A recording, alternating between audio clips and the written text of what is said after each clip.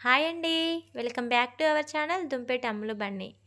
ఈరోజు hair die ఎలా తయారు చేసుకోవాలో చూద్దామండి. అది కూడా మనం వేస్ట్ అని పారేసే ఎల్లిపాయ పొట్టుతో హెయిర్ డై తయారు చేసుకోవడం అండి. ఎల్లిపాయ పొట్టును వీటిని బ్లాక్ కలర్ వచ్చేంత వరకు కూడా ప్యాన్లోకి తీసుకొని మనం ఫ్రై చేయాలండి. ఫ్రై చేసేటప్పుడు కొంచెం ఎక్కువగా పొగ స్మెల్ అనేది వస్తుంది. సో విండోస్ అండ్ డోర్స్ అయితే ఓపెన్ చేసి పెట్టుకోండి.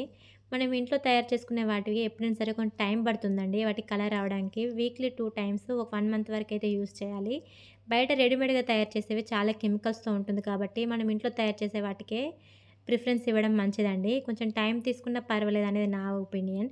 మీరైతే ట్రై చేసి చూడండి, చాలా చక్కటి రిజల్ట్ ఉంటుంది. ఇలా పొడిగా అయిన దాన్ని మిక్సీలోకి తీసుకొని మనం జల్లెడ పట్టేసుకోవడమేనండి. వీటిని మనం ఒక డబ్బాలోకి తీసుకొని మనకు కావాల్సినంత మన హెయిర్ యొక్క లెంత్‌ని బట్టి బౌల్‌లోకి తీసుకొని కాస్త కొబ్బరి నూనె యాడ్ చేసి అప్లై చేసుకొని 2 అవర్స్ తర్వాత నార్మల్ వాటర్‌తో హెడ్ బాత్ చేస్తే సరిపోతుందండి. వీడియో నచ్చితే ఒక లైక్ చేయండి. థాంక్స్ ఫర్ వాచింగ్ అండి. బాయ్.